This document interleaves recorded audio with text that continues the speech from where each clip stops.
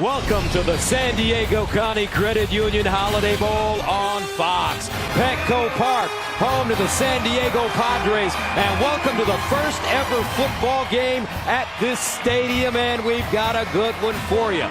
Pac-12 versus ACC as 15th ranked Oregon faces Mac Brown and his North Carolina Tar Heels.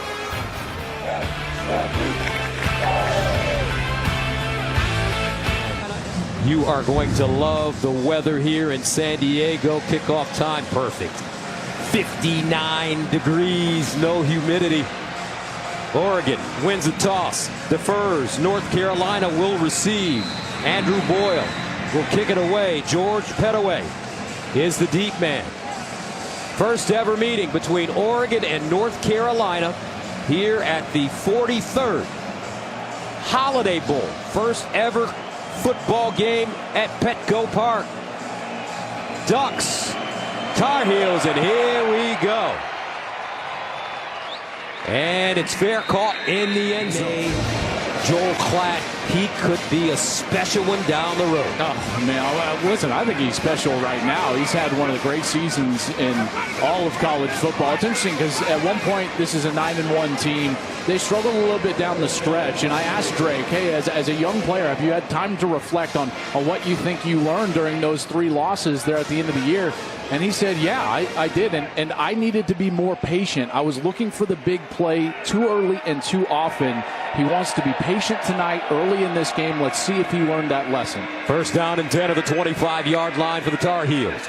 Elijah Green in the backfield, and they'll throw it on first down. Up front, they give up a little bit too much pressure, so that's something that Oregon's going to try to take advantage of. And then on the outside, they're going to be without really their 2 best receivers. Josh Downs declared for the draft. He was a 94-catch guy, 1,000 yards, so watch out for number 8, Kobe Paysour. He's the guy that is going to be in that Josh Downs spot in the slot, and the whole offense runs through that slot position. Maye has been sacked 38 times this season. Oregon. Lots of opt-outs here, Gus. Here's what we got. We've basically got the most impactful player on all 3 levels that has opted out. DJ Johnson, leader in sacks, opted out. Noah Sewell, best linebacker, opted out. Christian Gonzalez, corner, opted out. So it's about the young players getting the opportunity to come in and play. A guy like a Keith Brown, watch out for him. But the key for them is their safety, Bennett Williams. He's the one that gets them lined up.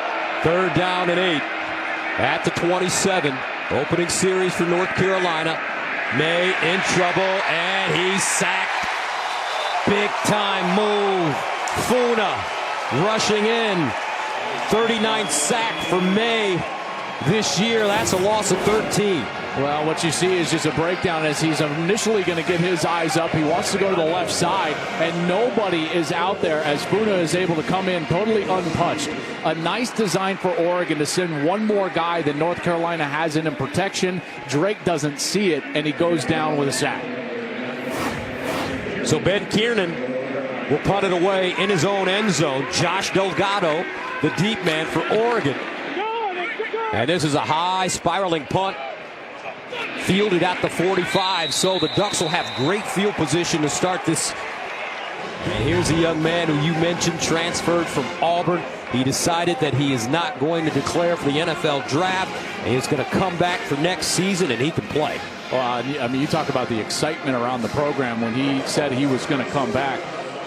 His biggest strength, Gus, is actually what he does with his mind. He's going to check the play quite often, sometimes run play to run play, but he is in charge and responsible for getting them into the correct play pre-snap. And that's one of his greatest assets and what makes them such a good offense. So first down and 10 of the 46. Bucky Irving, the sophomore running back in the backfield. They'll give it to him, and he'll cut it inside. Nice run. Gets close to that first down marker. This team really is their offensive line. They're veteran, they're tough, and they're very physical, and they want to feature that run game. And that's why Nix's ability to get them in the right run play is so important. And then for the skill positions, watch out for Bucky Irving. I'm telling you, they can run the ball as well as anybody in the country. We don't talk about it a lot, but this team is very physical. 2nd down and 1 at the 45, and they'll flare it out. Irving and Bucky Irving The Minnesota transfer won't pick up the first down. Boykins with the tackle defensively for UNC. Lots of young guys going to get a chance tonight. They've been decimated by injury and transfer. And what you're going to see is a couple of guys that they're very excited about in the back end. Marcus Allen, number 29, and 31, Will Hardy. These are guys that are young players, both freshmen, and going to get a chance tonight against a very dynamic offense. 3rd down and 2 at the 46. Irving remaining in the backfield, now in motion. Underneath Nix, and he finds his man. This will be his tight end, Terrence Ferguson. He'll pick up the first down. They both lost their offensive coordinators, so both teams are kind of flying blind here with new play callers tonight. On 1st down, it's Irving again. They need 3 yards. Opening series for Oregon, who took over at their own 46-yard line. Bunch formation at the bottom of your screen. Irving trying to stretch it out, cuts it inside. Here comes Bucky. And Bucky Irving out of bounds inside the 5. A 23-yard gain. You're going to get a pull from the guard and the tight end, and then Gus, watch the wide receiver come in from the side. You get there, and then bam, that clear out block, and now there's only one defender left, and Irving gives a little shake, and he's down inside the 5. 1st down and goal at the 2. Irving again straight ahead, looking for the touchdown, and he'll have it. Bucky Irving drives it in for the score, and Oregon takes a 6-0 lead, scoring on their opening drive of the game. Camden Lewis comes in to attempt the extra point, and it's good. Irving accounted for 41 yards on that drive. Out of the 54, Oregon punching it in early. 7-0. Ducks on top of the heels.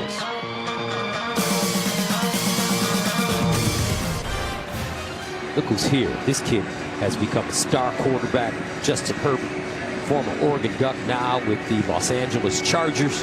And, Joel, I called San Diego Chargers games for so long. Yeah. This was one of the best places to come watch an NFL game. It's hard to get used to saying LA Chargers. I know. Listen, I'm with you. But how about this venue? And by the way, we've been around all these red coats, these volunteers for the Holiday Bowl for a number of years doing this game. I am so happy for all of them that this game is back after 2 years not being played in this great venue. This is a really special night here in San Diego.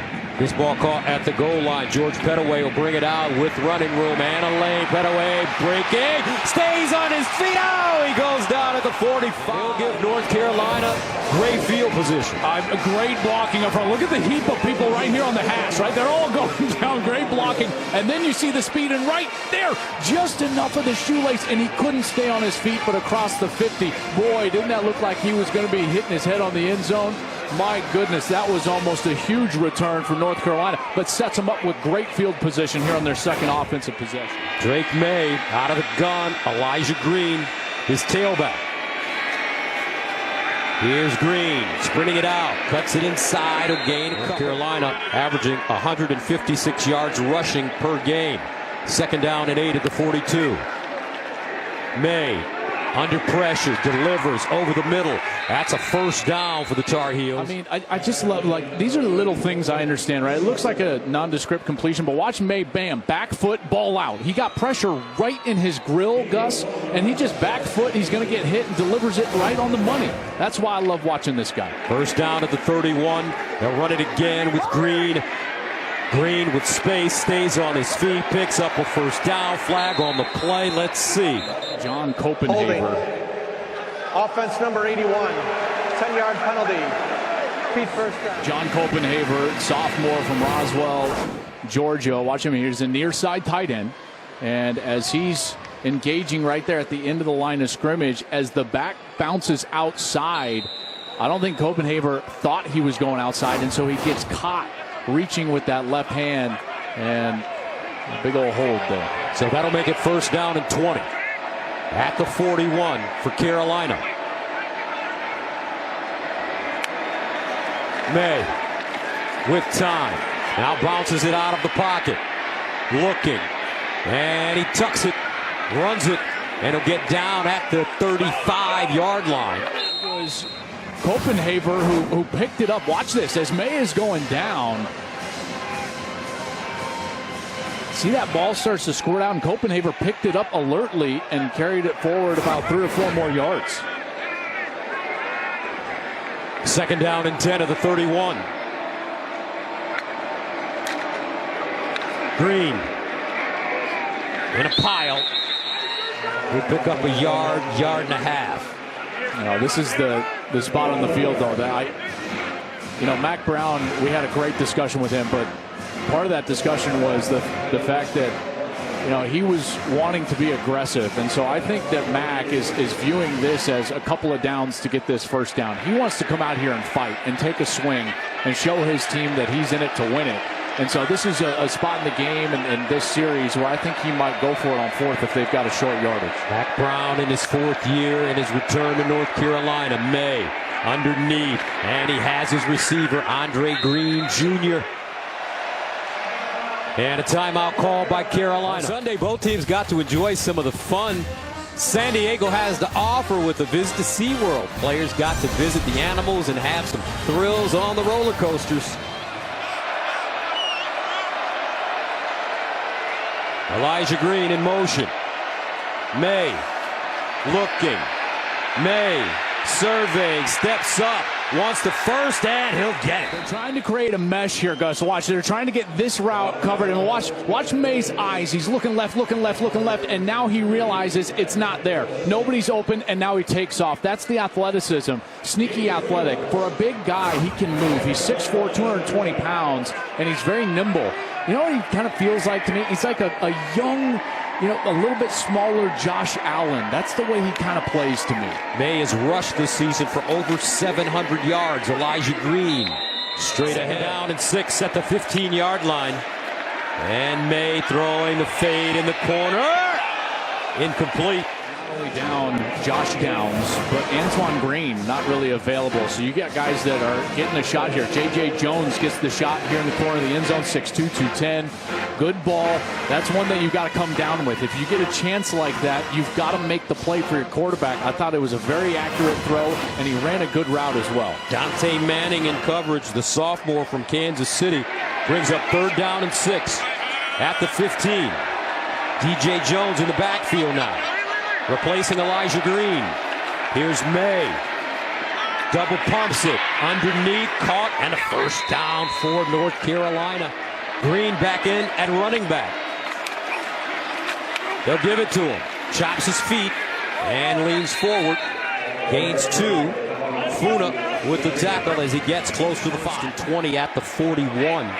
Now, North Carolina, 2nd down and goal at the Oregon 6. Maye underneath, incomplete. No flag on the play.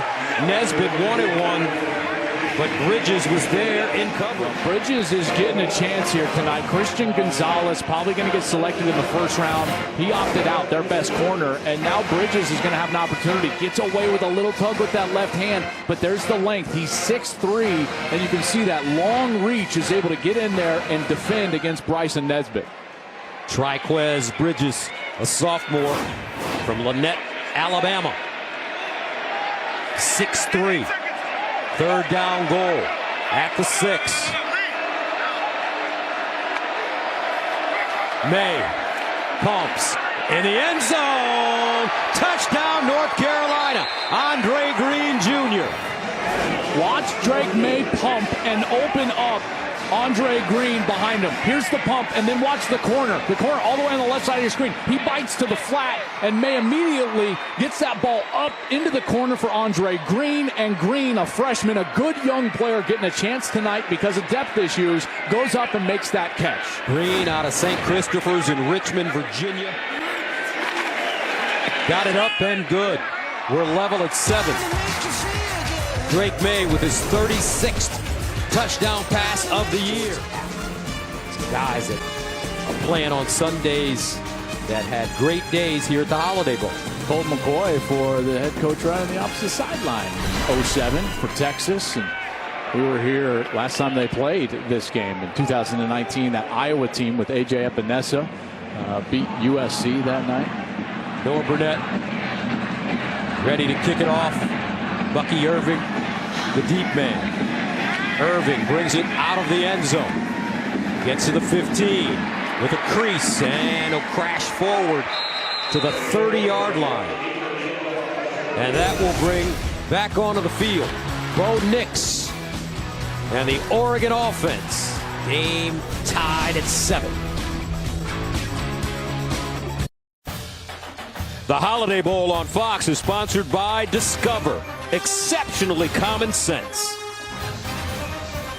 Earlier this week, both teams were welcomed aboard the USS Abraham Lincoln in Coronado for a special tour of the warship. Players were able to walk around the ship's flight deck and learn what life looks like for members of our military at sea. A 300-yard ship. That's what the players were talking about when they came into our meeting yesterday.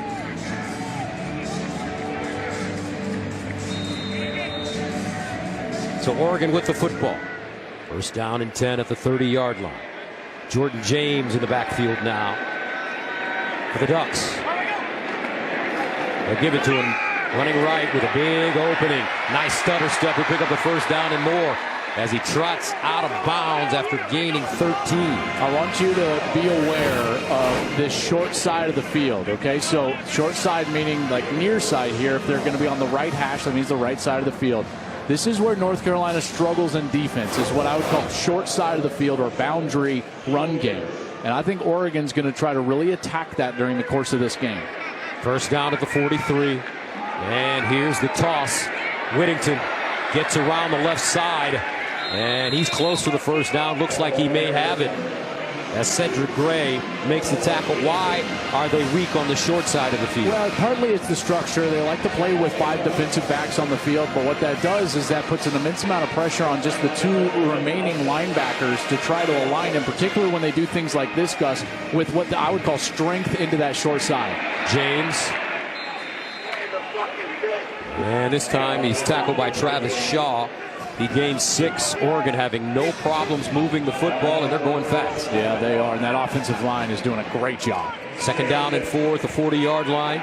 Quick strike to the far side, and it's Whittington again, the sophomore from Fort Valley, Georgia. Western Kentucky transfer, Marcus Allen with the tackle. And here's what makes it so difficult is right there. North Carolina tried to adjust and send a pressure, an extra guy to fit against the run, but Bo Nix has options in the run game. He can just stand up, and everyone else is running the run play, and he just stands up and flips the ball onto the outside. And it's those type of options that make it very difficult to defend this Oregon team. First down to the 30-yard line. Nix on the play action fake. Winds up, and he'll go down in the backfield. Great pressure by North Carolina as they come up with a sack. Nicely done by Kamen Rucker. Kamen Rucker with an excellent rush here right around this left side of the offense, working against TJ Bass. And you see the double pump right there from Bo Nix. He wanted to go to his first man, couldn't quite get there, and that's what allows Rucker to get home and get that sack. Loss of 6 yards. Rucker from Hartwell, Georgia. That'll make it second down and 16 for Oregon. Nix now, empty backfield. Trips at the top of your screen. Whittington now moves into the backfield. And the play clock winding down. And a timeout called by Oregon. And we'll stay right here. Let's go downstairs and check in with Jenny. Well, guys, I know you guys saw Justin Herbert here watching, all smiles, cheering on Oregon. He's also here to support his brother, tight end Patrick Herbert. He's 6'5", and he actually said to me, you know, he's the athletic one in the family. So we got to keep an eye on him as well. But I also had to ask him about Bo Nix, his decision to come back for that final year. And Justin said, I think he made the right choice. And, guys, we know how it worked out for Justin Herbert coming back for his final season. He is all in on Bo Nix and his choice. Not only is Justin all in, the entire Oregon fan base couldn't be happier with Bo Nix deciding to return for another season. I really think they'll probably start the year I would say just inside the top 10, right around there. I mean, this is a very good team coming back next year. 2nd down and 16 at the 36-yard line. Nix with time over the middle, and it's a completed pass. Nix finding Troy Franklin, and Franklin has put up some great numbers this year in the Oregon passing game. Yeah, and he's got some good length. He's a guy that they wanted to feature tonight. They're going to put him in what's called the X position, move him around a little bit. He's on the top of your screen right up here, and this is the type of guy that can get loose. Nix again over the middle, and this one juggled, bobbled, and incomplete. Chase Cota was the target. Well defended. Power Eccles, one of these two linebackers on the field. He and Cedric Gray are really the leaders. And as Cota is trying to come across that short middle area, beautiful coverage from Power Eccles right on his hip, and he's able to break up that pass and force this field goal opportunity. On the season, he's 14 of 15 with a long of 44. This one, he pushed it right. That's a good defensive series for North Carolina after Oregon was moving the ball with that run game. They get a couple of nice tackles and a couple of nice stops right there. And then just the push on the field goal. That's exactly what Mac Brown wants to see. So North Carolina takes over. 1st down and 10 at the 29.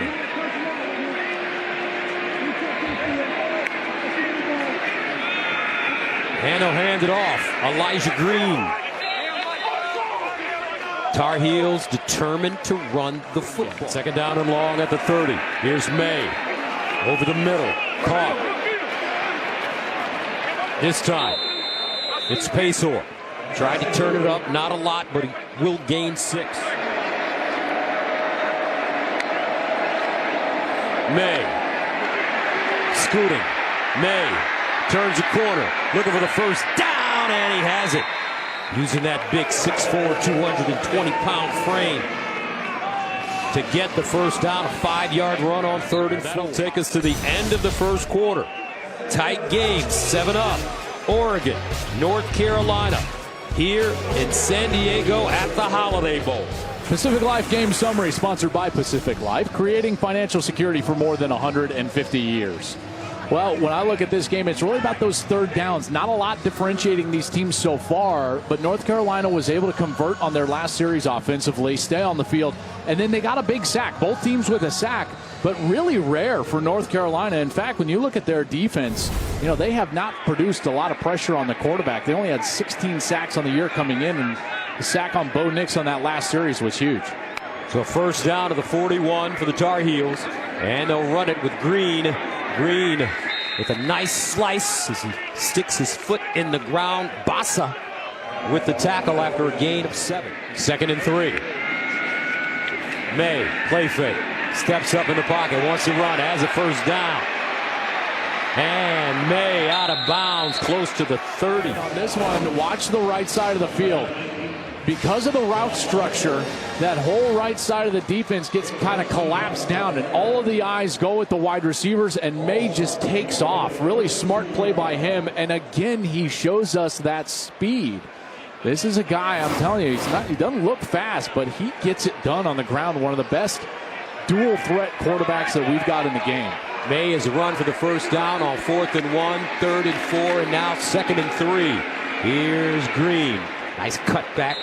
Finds a crease. Brown telling us yesterday that he thinks his Tar Heels are really going to be good next year. And they have 9 wins this season. And Maye just throws it away. Texting with him, and I was like, what are you doing? What are you going back? And he said, and I remember reading the text, he said, I just want to go back and help kids. And that's what he's done, and he's put this program back on the map. Social impact. Here's Maye.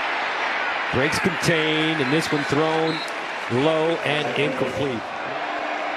Who's been electric in the 1st half. Here's Maye. Underneath, caught, and a 1st down. Tar Heels.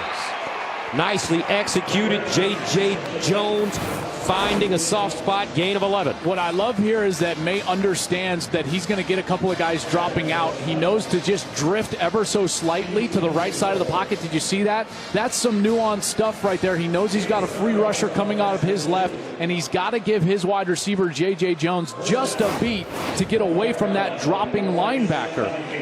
That is next level stuff right there. That's graduate level stuff from a guy that's just been playing his first year of college football, and this is why guys like me are so excited about his future. First down at the 17 of Oregon. Maye, and he'll go down.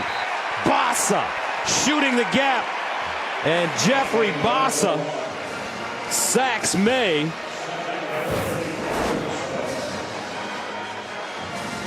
A loss of 8. And a great move on the guard right there. And Ed Montelis has got to do a better job than that. I mean, he just gets beat quickly, and there's nothing Maye can do. Bossa with a beautiful little club, and forgive the pun because he's actually got a club on his hand, but that's the club move. He kind of clubs him and swims him and gets around and right in the face of the quarterback. Bossa, a sophomore from Kearns, Utah. Second down and 18 at the 25 for Carolina. And he'll hand it off to DJ Jones. And Jones diving forward in front of Mase Funa. Down and 10 of the 17 for North Carolina. Maye. Near side and incomplete. Looks like his receiver slipped. That's J.J. Jones. Well, now at 4th and 10, they are going to kick the field goal. And Jones right here, you're right, partner, he just slipped as he's trying to get back to the ball. And this end of the field is a little bit slippery. This is the end of the field that the baseball diamond is on. We've got a lot of rain in the last few days here in the San Diego area, and it just hasn't drained quite as well as the opposite end of the field where you don't have the baseball diamond underneath. Got it up, and he missed it. We've got the 43rd Holiday Bowl for you. First time a game of football has ever been played here at Petco Park. Noah Whittington. And again, that's the spot where the baseball diamond is, and so that's where the dirt is, would be underneath that new sod that they laid down, and just nowhere for that rain to go. But they're doing a nice job here in between our stoppages, and you know, it's actually holding up pretty good. Whittington with the run, a first down. Let's go downstairs to Jen. Well, and you guys, we noticed the conditions, right? But the grounds crew, I've been talking to them throughout this game. They are doing everything in their power to try to dry it up. And I know, Joel, you mentioned that sand. I mean, they are on it. Every moment they get, they're trying to make sure they can keep the conditions playable. First down and 10 of the 31. And here's the pitch. Whittington. And Whittington tracked down from behind by Kamen Rucker. 2 days here in San Diego. I mean, what an amazing final with Messi and Mbappe, and you just heard the extent of Joel Klatt's soccer. You did a great job. Second and 7. Irving breaks it back with room, bounces it outside. He's got a burst. Bucky Irving down the sideline. Touchdown, Oregon. 66 yards.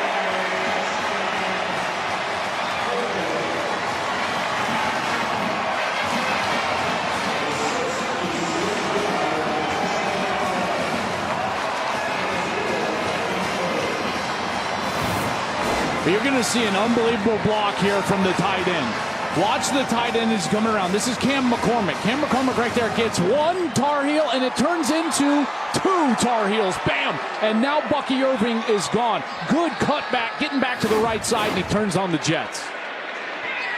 13-7. Camden Lewis comes in. Extra point, good.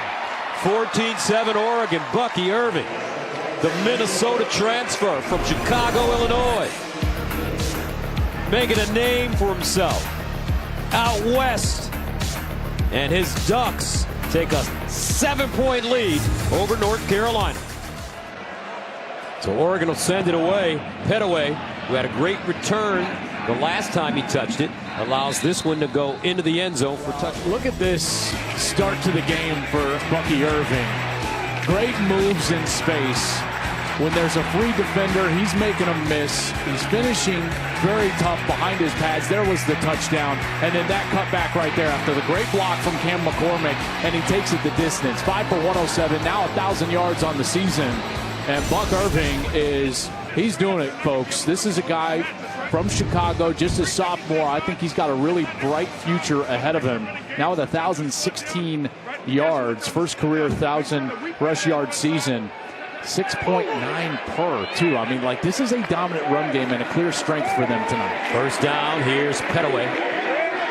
Let's go downstairs and check it with Jen.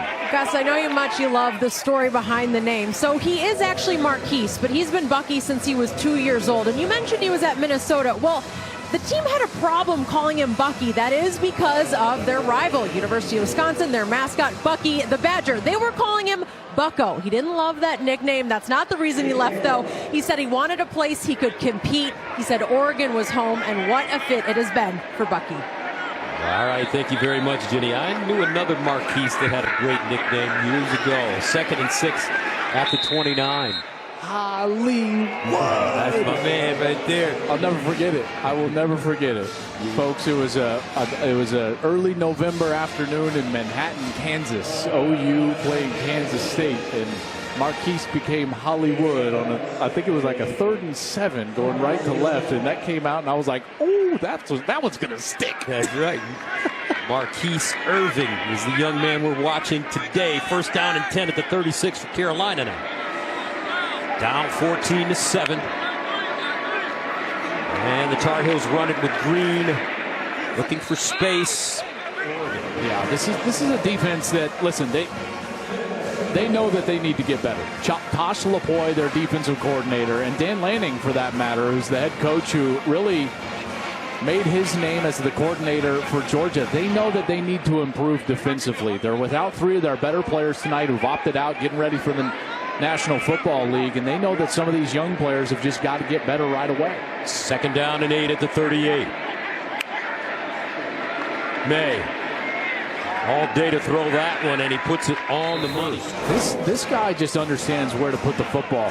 You got to communicate with your ball placement. Right there, he just takes him outside, and now he sneaks it for the 1st down as penalty markers fly.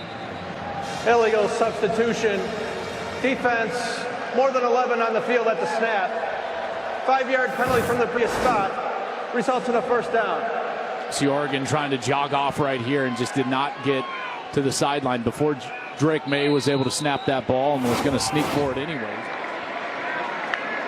Here comes a blitz. Maye tucks it. Maye gets to the sideline. Maye still running.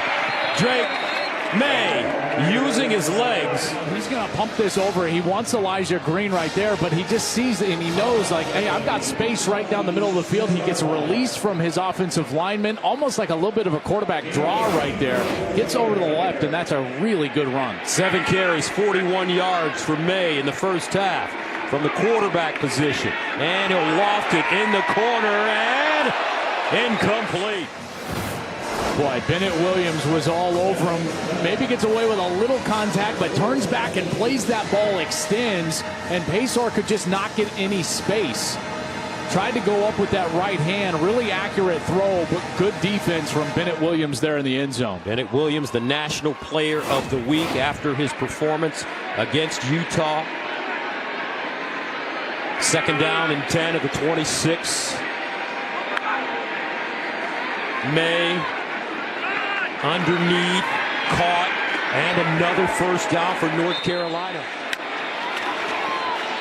And Maye decides to run it. This time they were ready for him. A lot of moving parts, Joel, for this North Carolina offensive coaching staff. And so they've got basically a GA stepping in to be the offensive line coach. Matt Brown was talking to us about just the calendar in college football and how much a head coach has to juggle between transfers, recruiting, and putting the staff together this bowl period. 2nd down and 9. Here's the fade in the corner and incomplete. Florence was the defender on that last play, folks. 3rd down and 9 at the 14.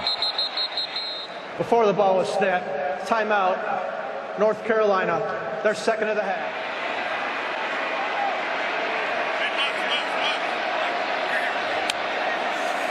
Maye looking, guns it in the end zone, touchdown Carolina. Bryson Nesbitt and Drake Maye through a frozen rope. Drake Maye, I mean, watch this window that he's throwing in the end zone. First of all, he's going to get right over the top of this linebacker right there, and then the ball is out. Bam! Great timing, anticipation, and a beautiful throw. And Nesbitt, with that 6'5" frame, is able to go up, get his body on the ball, and bring it down. That was a beautiful ball from Drake Maye. Yeah, it's Carolina adds the extra point. 10 plays covering 75 yards.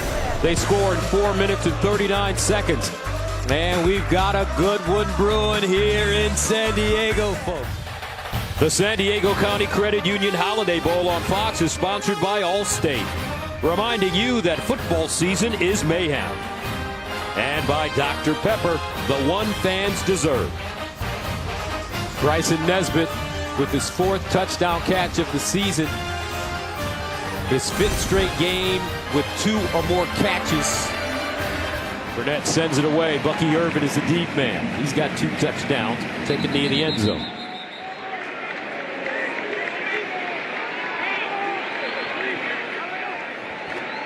And the handoff. No, they throw it far side, and it's caught. Terrence Ferguson, the tight end, sophomore out of Denver. And Marcus Allen there defensively, 11-yard gain. Near side this time, and it's caught by Chris Hutson. And Hutson crosses that 40-yard line, gets up close to the 42. So you might be wondering, like, hey, they've been running the ball so well. Why aren't they just running the ball? Well, because now North Carolina has committed an extra hat down to the box. So Bo Nix is reading that, and he's like, okay, we got the numbers outside, and he just flips it outside. 2nd and 5. Nix double clutching. Dive forward. Nix all day to throw the football. He's got the first down, finds Ferguson, his tight end, and he'll rumble forward and get down to the 30-yard line, a 25-yard gain. Well, what you're going to get is the crossing routes, but they kind of get mixed up with one another, so they've got great protection, and that's the reason Nix is able to come all the way back to that left side. He finds Ferguson and moves the chains. Terrific job by that offensive line, giving Nix the time to get to that 3rd man in the progression. 1st and 10 at the Carolina 32. Coming through, Marcus. Nix pulls it out, decides to run it, and he'll slide down as he gets inside the 30 for a 3-yard gain. 2nd down and 7. And a handoff. Whittington. Bo Nix, interesting young man, got married 6 months ago. His wife's name is Izzy. Izzy Smoke was her maiden name. And we thought after we talked to him, maybe Bo should change his name to Bo Smoke. That would be nice. I was going to say, like, as good of a name as Bo Nix is, right, it's a great name. That's a great name. Bo Smoke? Bo Smoke. I mean, come on. You never know. 3rd down and 5 at the 27.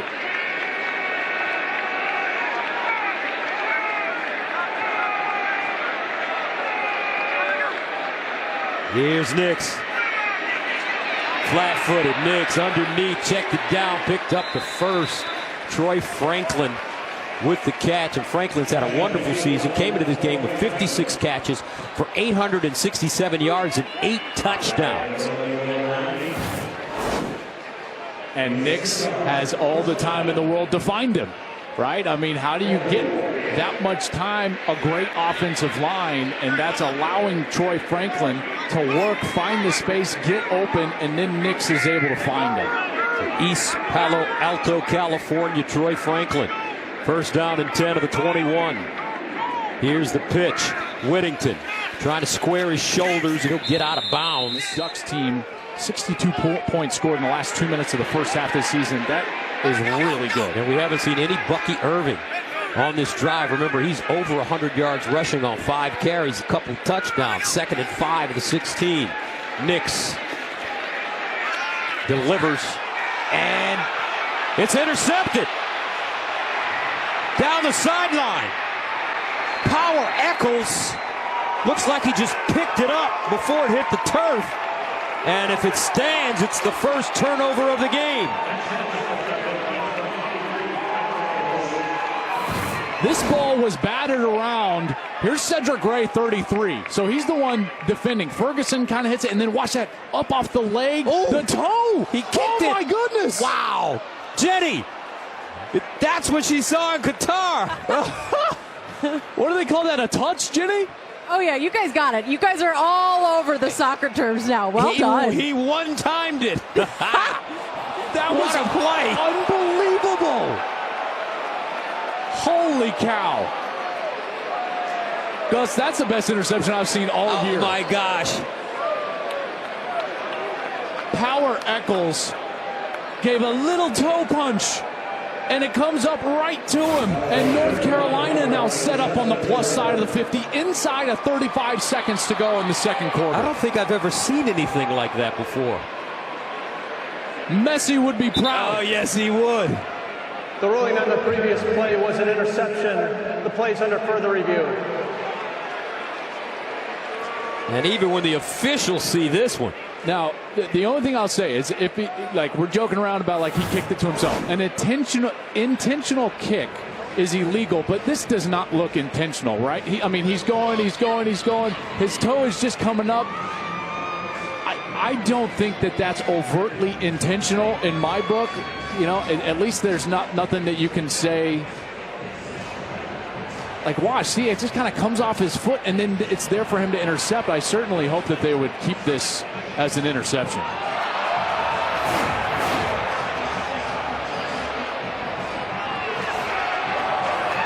Power Eccles, sophomore from Charlotte, Chambers High School. Eccles, his second career interception, first this season if it stands. After review, the ruling on the field is confirmed. It's an interception. First down, North Carolina. And that was his mom. His mom was a star ball player. First down and 10 at the 49. Maye steps into the throw, and it's caught. Pacer, touchdown Tar Heels.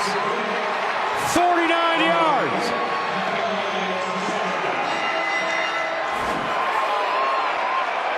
Watch Maye step up first. All right, the first move is the ability to step on the pocket right there. And then the anticipation throws an absolute dime to Kobe Pacer in stride, and he just runs right through it to the end zone. Pacer wasn't even looking when that ball first was released, and then he finally gets his head around, and Power Eccles on the bench is like, that is right. I set you up, you take it home. Drake Maye a dime to Kobe Pacer, and the Tar Heels stun the Ducks here at the end of the second quarter. 3 touchdown passes in the first half for Drake Maye. And he hit Pacer in stride as Carolina takes their first lead of the game. 21-14, 26 seconds to go here in the first half.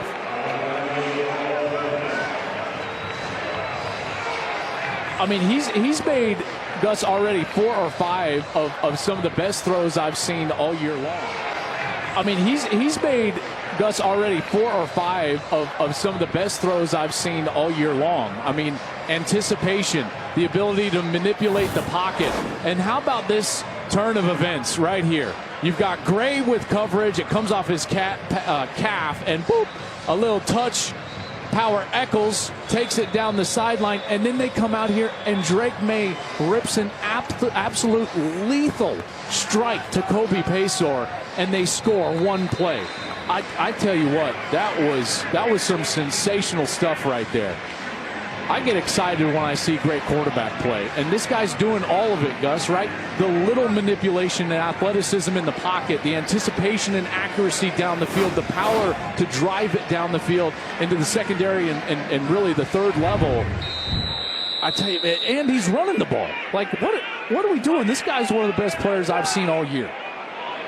North Carolina, the heart and soul of the Maye family. Will take you through that later in this game. Listen, you know, they've been decimated by guys hitting the portal, some injuries on the defensive line. Their best wide receiver is down. I'm not saying that hasn't also happened to Oregon, and I'm not giving excuses to anybody, but man, they've come out here and fought. And here's Nix sprinting out of the pocket, throws on the move underneath, and it's caught at midfield. One timeout remaining. Holding. Offense number 3. 10-yard penalty. Repeat first down. That's Ferguson, the tight end, with 18 seconds left. Each team has a timeout left. Ferguson just got caught there. They were trying to roll the pocket. They do this really well. When they get Nix outside of the pocket, he's very dangerous throwing the ball down the field. And Ferguson's here right on the right side of your screen, and he doesn't really need to do this, but he kind of gets his arms wrapped around and then just kind of tackles him down as Nix was already outside of that contained player. So a little mistake there from Ferguson. First down and 20 at the 15.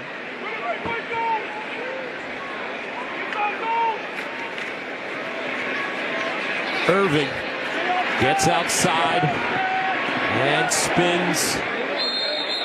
Finally upended by Will Hardy. And that'll take us to the end of the first half. And what an exciting first half it was here at the Holiday Bowl.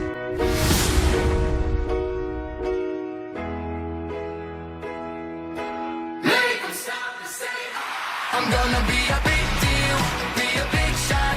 Don't think too small, don't put me in a box. I'm a big deal, I'm a big shot. Make 'em stop and say, I'm gonna be a big deal. Welcome back to the San Diego County Credit Union Holiday Bowl on Fox. So Noah Burnett will send it away. Oregon won the toss in the first half, deferred, so they will receive Bucky Irving, who's also had a tremendous first half, back to return it, and he'll start from his own 6-yard line, crosses the 20, gets to the 25 before being taken down. Let's go downstairs to Jenny. Well, I know you guys were going to be pleased with what you saw from Drake Maye, so I asked Matt Brown the same thing. Was that the best half you've really seen from him? He goes, no, that's just my quarterback. I expect it from him. He has been impressive. But the biggest thing, how pleased he's been with the fight from his guys. He said they're playing confident, they're playing loose. Had that huge play on defense. He wanted to see his guys compete, and boy, Coach Brown was happy. Coach Lanning said you can't turn the ball over. We're tackling okay. Special teams, we hurt us a little bit, but guys are fired up to get back out there. We got a whole second half of Oregon football coming your way. All right, Coach Lanning, two-time national champion football coach with Alabama and Georgia. First down and 10 of the 26. Irving trying to get outside, but this time Carolina ready for him. Cedric Gray beat him to the spot. That's a loss of 2. This Carolina defense, what they're going to need to do in the second half is really sell out to stop the run. Put the game onto Bo Nix, the quarterback for the Oregon Ducks. Create some one-on-ones on the outside. Challenge Oregon to be a drop-back passing team, because the bottom line was Oregon ran the ball way too efficiently in the first half. They ran for over 9 a pop, Gus, and that's where I would live if I was Oregon, try to get back on track with that run game.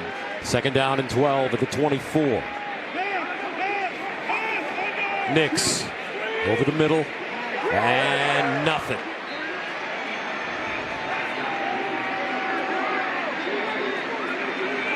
Nix with time delivers sideline high and incomplete. Back there in the pocket, but his feet stopped. And once you lose the rhythm of your feet as a quarterback, watch Nix as he's going to get, and he's going to look over to his left. But see right here, he just totally stops.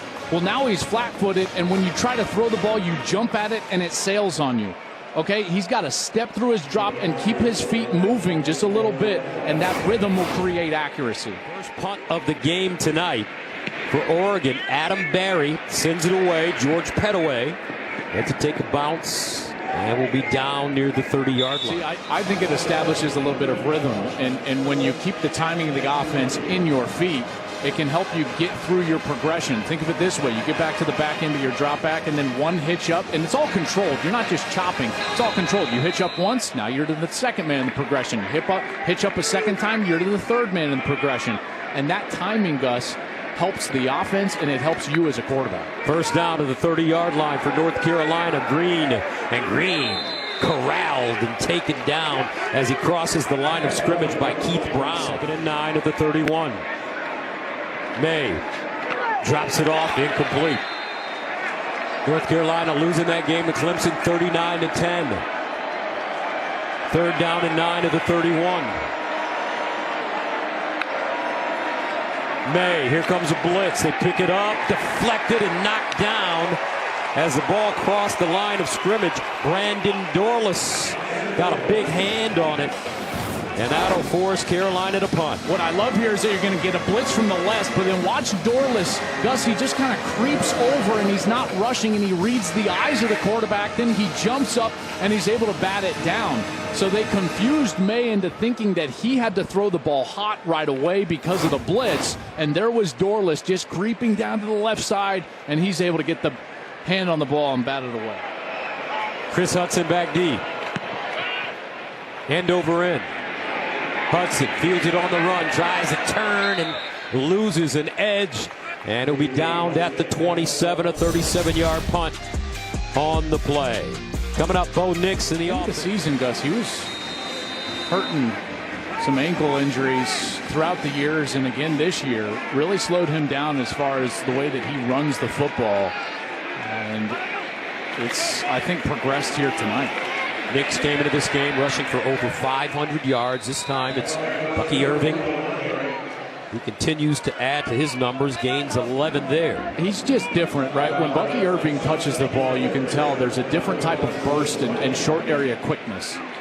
First down, Irving again. But again, look at how low the safeties are playing now. This is clear. What Gene Chizik, the defensive coordinator, what he's decided to do is he said, okay, I'm not just going to let you run the ball on us like they did in that first quarter and early second quarter. They're going to try to get this into a game in which Bo Nix has to drop back and throw it with the low safeties. And here's one of those low safeties right there. Second down and 9. And it's Irving slashing through the North Carolina defense. It'll be close to the first down. Cedric Gray. First down. Runs it again. And Irving. And after that great first quarter and a great start to the second quarter, they went away from Bucky Irving, put him on the bench. I don't know if it was to get him some rest, but he lost that kind of sizzle he had. You know, throughout the year, they've rotated these backs. Bucky Irving, Noah Whittington, Jordan James has even gotten a lot of run. You know, Whittington came in with 752 yards, 5 touchdowns, over 125 carries on the season. So it's something that this Ducks team has done for the better part of the season. Second and 5 at the 47. Nix handing it off to Whittington, and Whittington just crushed as he tries to get to the line of scrimmage. No gain. Cedric Gray, Marcus Allen combining on the tackle. Third down and 5 at the 47. Nix checks it underneath, caught, and Franklin leans forward. Looks like he has the first. First down. Watch, it's just a little spot route. Boom, he just sits right there, and then he's able to lean forward, and you're right, he did a nice job, Gus, extending that ball across the line to gain in order to move the chains. First down to the 42. Oregon cobbling together a solid drive so far. And the handoff to Whittington. He stutter steps and gets to the line of scrimmage. No gain on the play. Javari right here. So you've got Javari on the defensive end, Ritzy. And Ritzy is able to, he's unblocked and he kind of slow plays it, forces the handoff, and then he collapses down and he makes the tackle. That's a really good job from Ritzy, making the play and patient enough to force Nix to hand the ball off. Sophomore from Kernersville, North Carolina, Glenn High School. Second and 10 at the 42. And another run. Whittington, can he get outside? Cuts it inside. And he'll go down inside the 40. Ducks rotating the running backs. Now Jordan James in there. It's been Irving, Whittington, and James. Here's James. Gets through the hole. Picks up a first down as he gets to the North Carolina 30. Well, right here you get a blitz. Okay, so North Carolina decides to blitz. I believe that's Power Eccles right there. He's blitzing on the interior, but that vacates an area, and they're able to exploit that with the run game. Chapman Jr. thought he was able to get in there for a tackle, but not able to get him down, and Oregon can just run there on a 3rd and long for a first down. Bucky Irving back in. First and 10 of the 30. Nick sprints out, looks backside, delivers, and he's got a receiver, but not a lot, as Cam McCormick made the reception. Boy, these two linebackers, Gus, we've called their name quite a bit, right? Cedric Gray, Power Eccles. Player down, Cam McCormick, 21-14. McCormick looks like he may have dislocated a finger and pulled it out, and he's ready to get back on the field. Second down and 8.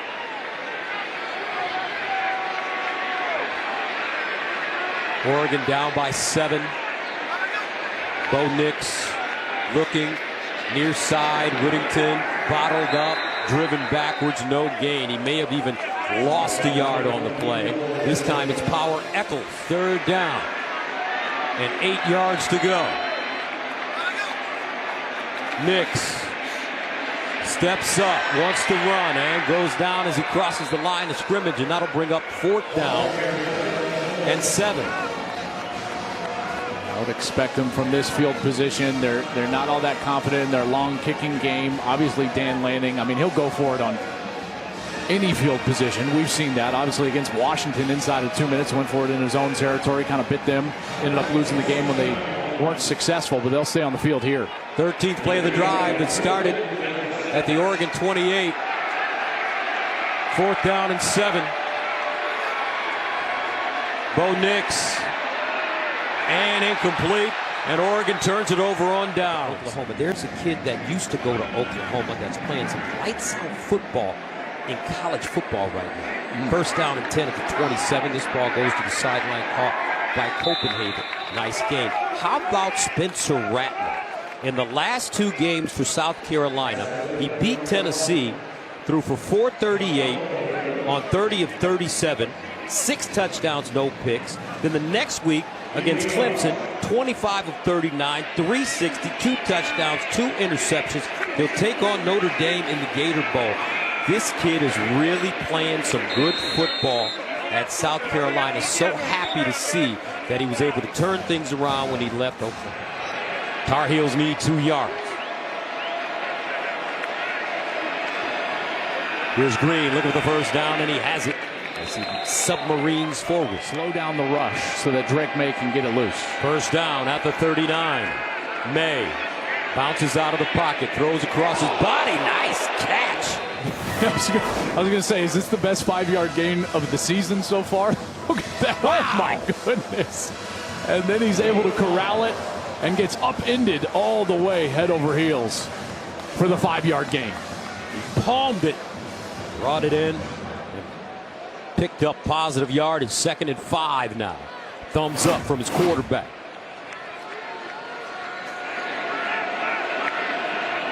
Here's Maye looking far side, delivers down the field. Oh, he overthrew his target, who was open. That's Kobe Paysour.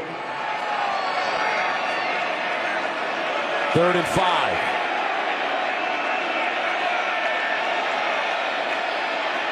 And he wants to run it and will not get there.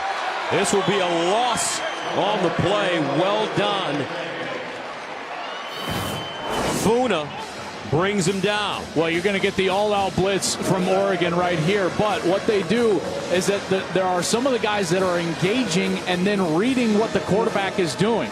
Dorless is one of those. For the 2nd straight series, what we see is that Dorless engages, and then he's not in a full rush mode, but what he's doing is that he's reading the quarterback, and then he's there to get him when he's trying to break contain outside of the pocket. Kiernan ready to punt it away from the 27. Cota, the deep man. Here's Cota, lets it go over his head, takes a long bounce. And it looks like it'll be down inside the 1-yard line. Oregon, though, they've got a long way to go as you take a look at their last 4 possessions. It's been tough.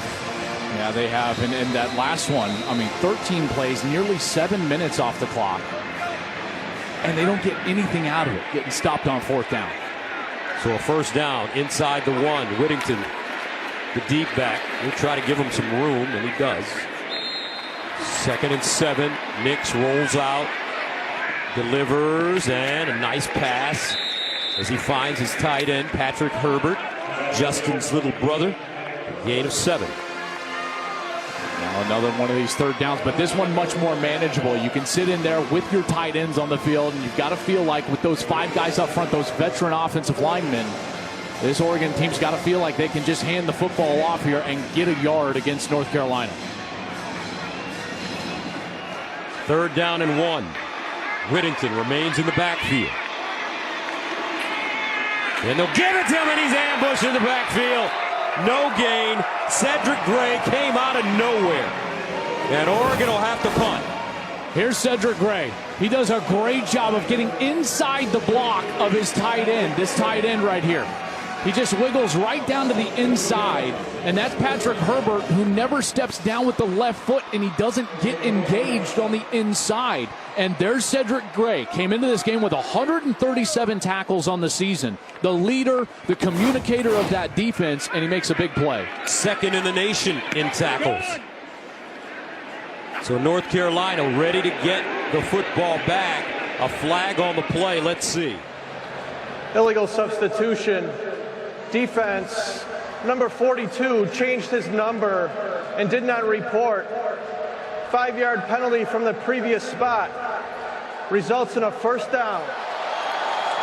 Okay, so here's what's going on. Because of all the roster issues that you've had, you've got opt-outs, you've got transfers, normal returners. Josh Downs normally returns. But now what they've got is an issue because they've probably got guys that have the same number that are trying to be on the field at the same time. So you've got to put a different number on that player. Well, that player then has to report. So see, this is clearly not his jersey. They just have a jersey and they just throw it over the new returner because he's got a double number. And now they're going to give a first down to Oregon because of that? I mean, where's the rule coming? Like, what are we doing? Ducks will take it. First and 10 of the 13, down by 7. 30 seconds remaining in the third quarter. Bucky Irving back in the game at running back. He could break one at any time. Here's Nix in trouble, and he'll just dump it out of bounds. Second down from the 13-yard line. They'll pitch it to Bucky Irving, and he'll go out of bounds. 5-yard gain. Marcus Allen pushes him out of play. 7-point game as we head to the fourth.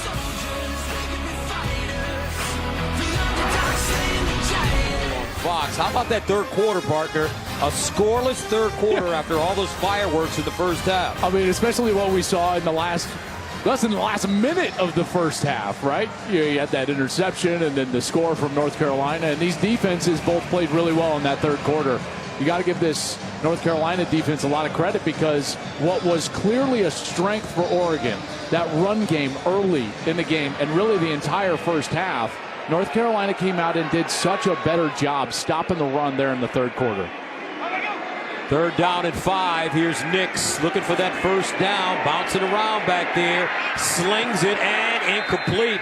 Knocked away. I tell you what, Cedric Gray and Power Echols have been outstanding in this game. Yeah, they've been the leaders. They've been the catalyst to this turnaround for the North Carolina defense during the course of this Holiday Bowl. And there he is, Cedric Gray, laying out, defending that pass on third down, and they weren't really committed to rushing the passer there. Again, great protection, but better coverage down the field. So Oregon will punt it from inside their own 5-yard line as Barry sends it off. Takes a bounce, picked up at the 40, and across the 45. We don't know who number 42 is. He slipped on a jersey. Let's see. Let's stay with him. If we're not going to break, we got to. Who's 42? Unveil yourself. He's actually. Who does 23? There he is. And that's George Pettaway. That's George Pettaway. And this time he did report. So Drake Maye takes over. He's got great field position at the 43-yard line. Omarion Hampton. First time we've called his name tonight. Down in 6 at the 39. I mean, that's very interesting considering that they have 9 wins, and if they win tonight, that's 10. So out in the flats, Paysor. Big touchdown in the first half to give the Tar Heels the lead. Dorless knocks him out of play after a 2-yard gain. Okay, so we talked about the adjustments that the Carolina defense has made. Well, this is what Oregon has done, is that on these downs, on third down, what they've done is they've tried to take Drake Maye away as a scrambler and a runner, and they've done a really good job. So what they do is that they've shown blitz, and they've come after Drake Maye, but some of those blitzers are trying to ease up and read the quarterback and be spies on Maye as he's breaking contain. You get the feeling that Maye has some magic left in him. Here's Maye looking, and that one knocked down at the line of scrimmage. Great defense by this Oregon team. Casey Rogers, a man transferred from Nebraska out of Syracuse, New York. They're going to go for this. I mean, their kicker, Noah Burnett, he's only attempted 1 field goal from 50+ this season. He's got a long of 47, so this is a no-brainer for Mack Brown here. He'll stay on the field. The question is what does Oregon do here defensively? Do they try to light up Drake Maye and bring that pressure again like they've done so far in this second half? 4th down and 3. Trips at the top of your screen. Maye looks that way. Now changes over the middle. Oh, wow.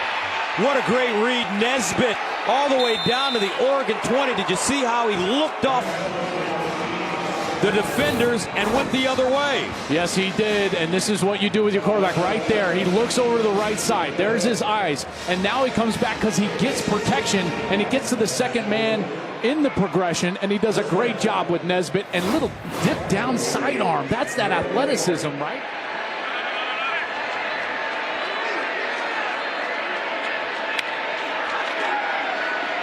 Here's Hampton, and he will go nowhere. No gain.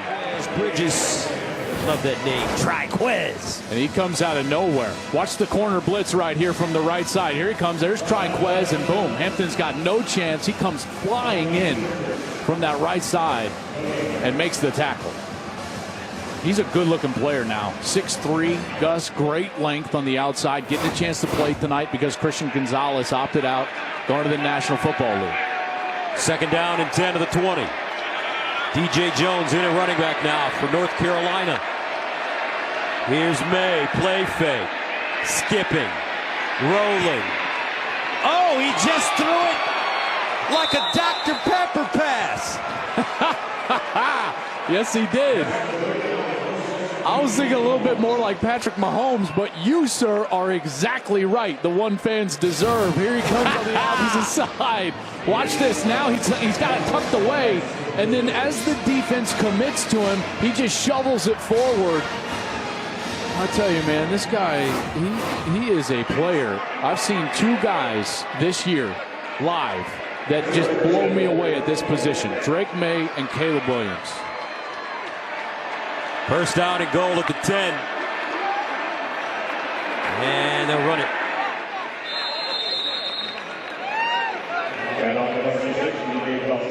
You also saw Bryce Young. I know. Uh-oh. He didn't blow you away. Well, no, listen, Bryce is great. Bryce might be and probably should be the first pick in the draft.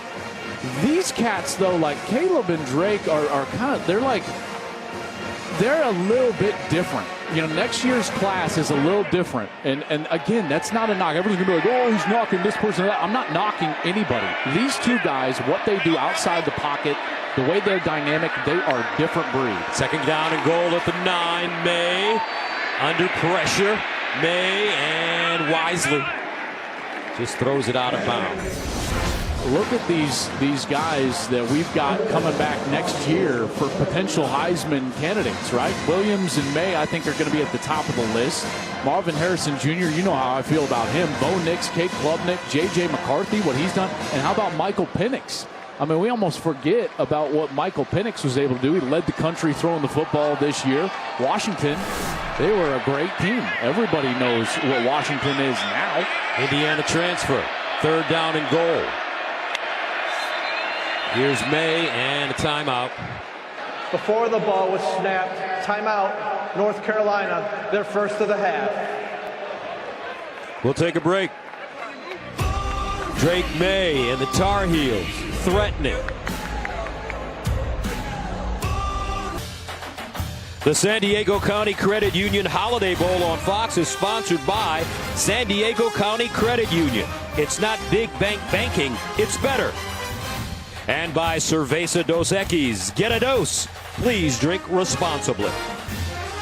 And look at some of the notable Holiday Bowl MVPs, which include Jim McMahon, Steve Young, Barry Sanders, Joey Harrington, and Marshawn Lynch. I do know Joey's watching. He was texting a little earlier. unhappy with a certain officiating decision on an interception. Joey, it was an unintentional kick. I don't know what to tell you. Joey Harrington, terrific, legendary Oregon Duck. 3rd down and goal.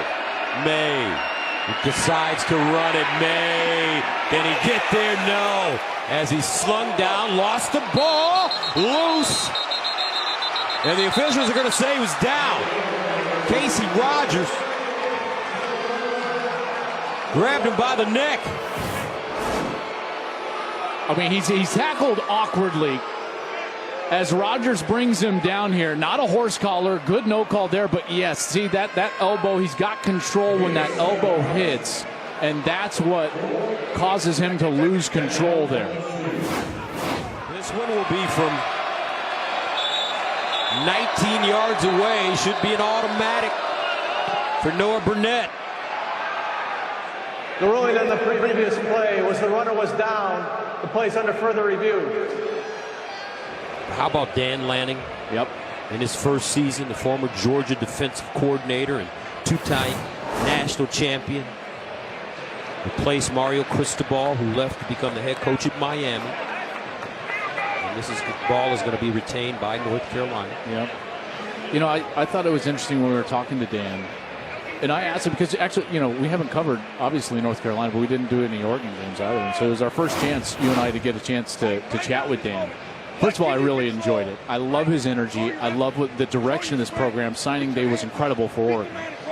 And the other thing that I really appreciated is I just asked him, I said, hey, take me all the way back to just like, why Oregon? Okay, you come from Georgia, why Oregon? And he had 2 very specific and pointed reasons. One was, I wanted a place where I knew I could raise my family. My son's 10 years old. He had lived in 8 states.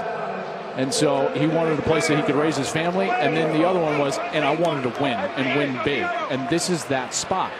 I see myself in Eugene. My family likes Eugene, and I can win big here.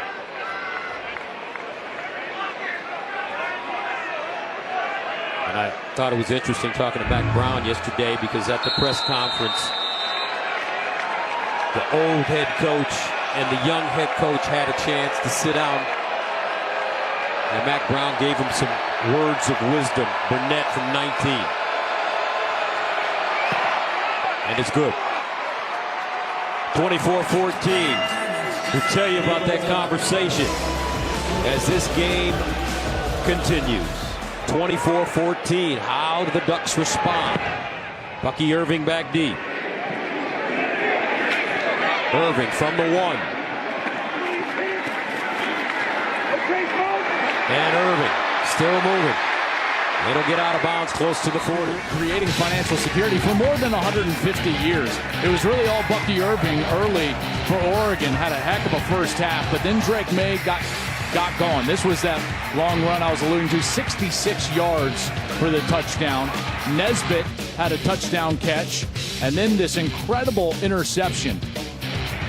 Those linebackers from North Carolina getting it done. Gray and Eccles, they were able to find that touchdown right before the half. That was Pacor. They've tacked on a field goal, and here we are, Gus, 24-14. First down. And a nice run after the catch. Chase Cota. Play fake. Nix winds up. Throws the deep ball. Sideline. Incomplete, but a flag. Troy Franklin, the intended receiver, and Legend Cavazos will be called for the PI. This is what I was talking about. Oregon just needed to take a shot down the field, trying to get North Carolina off. Interference. Defense number 6. 15-yard penalty. Automatic first down.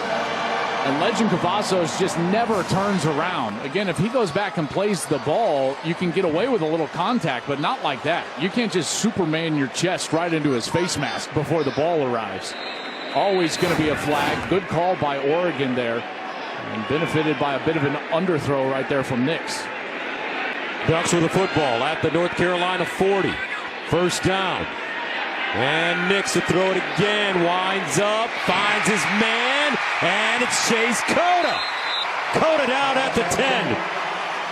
Biggers with the stop. That's a 28-yard gain. And I love what they're doing here. They're running big, deep clear outs, so they clear everybody out. Then Cota comes underneath that clear out, and it's a good heavy play action, and Nix is able to step into it and create a completion. Cota coming off a career-high 9 catches against Oregon State, and it's Bucky Irving picking his way forward and picks up 4 at the Carolina 6. Jordan James checks in. He weighs 210. Nix running that way. Nix on the move in the corner. Touchdown, Oregon. Chris Hutson.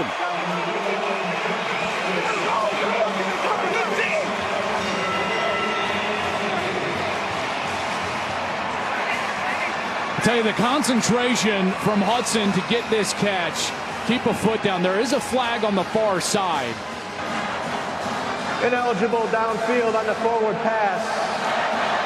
Offense number 55. 5-yard penalty. Repeat, second down. Wow. They call Marcus Harper here the left guard. And Harper was kind of pulling around. Man. And what did the coaches tell us? They said, listen, our biggest weakness offensively is we get caught with linemen downfield too much. He was pulling around to kind of lead for Bo Nix. I think Nix had a run-pass read. The lineman goes up the field to get the linebacker blocked. And the flag comes out. So instead of a touchdown, it's second down and goal at the 11. Can Nix do it again? Looking. Underneath route. Ball caught. Chris Hutson. Inside the 10. On the top of the screen, up there. There you go. There's Hutson, and there's Cavazos. Third down and goal at the 6-yard line. Remember, Bucky Irving, great catching the ball out of the backfield. Here's Bo Nix. Guns it! Touchdown, Oregon! Troy Franklin.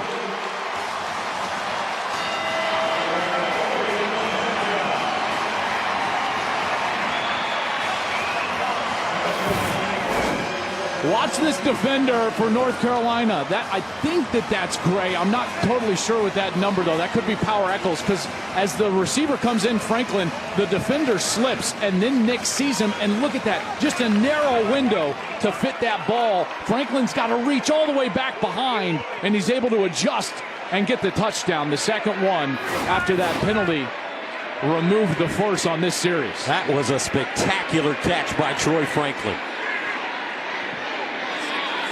Lewis, extra point good. And what a game here at the Holiday Bowl. Nix coming through. Franklin. Magical. Coach Lanning says yes. 24-21.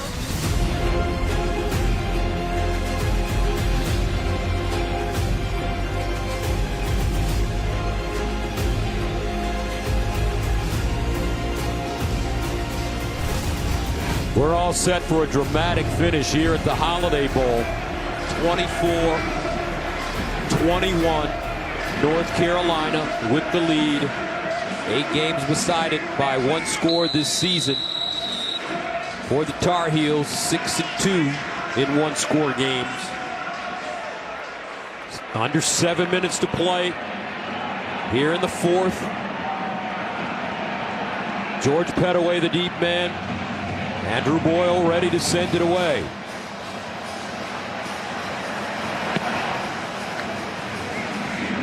This one fielded at the 5-yard line by Petaway. Petaway with a huge lane. Petaway still moving. A flag on the play, however. During the return, holding receiving team number 48. 10-yard penalty, first down. They played 8 one-score games this year. They were 6-2 in those games. They won their first 6 in that situation. So this is the time of game where they're comfortable being in a tight affair. They'll start from their own 30-yard line. Maye lobs it over the middle, high and incomplete. Paysor the target. I'm very impressed with what Oregon has done defensively here. Remember, they're without their 3 most impactful players on defense. Noah Sewell, Christian Gonzalez, and DJ Johnson. And yet they've made the adjustments necessary to really slow down North Carolina in the second half. Only 3 points so far in this second half. They've done that by blitzing in timely areas and then creating little spies to spy Drake Maye when he wants to run. Carolina with 272 yards of total offense. They'll go on the ground this time to Green. And Elijah Green falls forward, but a flag. Personal foul. Face mask. Defense number 6. 15-yard penalty. Automatic first down. There's that reach in. And that was Jaleel Florence, a freshman from right here in San Diego. Went to Lincoln High School. That guy can run, by the way. Jaleel Florence, he was a 10-7 100-meter cat. Speedster. Yes. First down, though, for North Carolina inside Oregon territory at the 48. Maye sprints up, looks, delivers across his body, and it's caught for first down by Andre Green Jr., the freshman. He's had a really solid game today. Yeah, had that touchdown catch earlier in the game, and here coming back, and he's basically the trail. So he's kind of the fourth guy in the progression. If Maye needs him, then he's there trailing and does a great job corralling that ball as he's going to the ground. For North Carolina, 5:50 and counting. Maye hands it off to Green. Green with room. Elijah Green. Second down and short.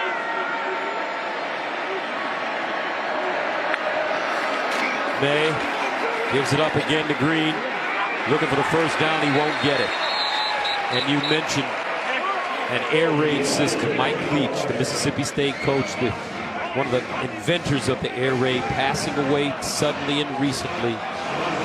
Rest in peace, coach. And so many people have said so many great things about Coach Leach. There's no doubt, and he's impacted the game in such a positive way, and so many lives have been improved because of him. And this sneak from Drake Maye thus needed to get all the way to the 25. I don't think it did, and it will be fourth down. Just no push from that offensive line. Great job by Oregon. Watch right here as they win the line of scrimmage, and then Maye has got to try to get outside and try to find the lane.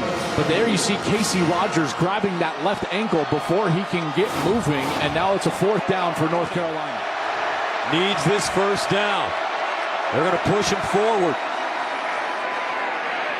And it looks like he'll get it.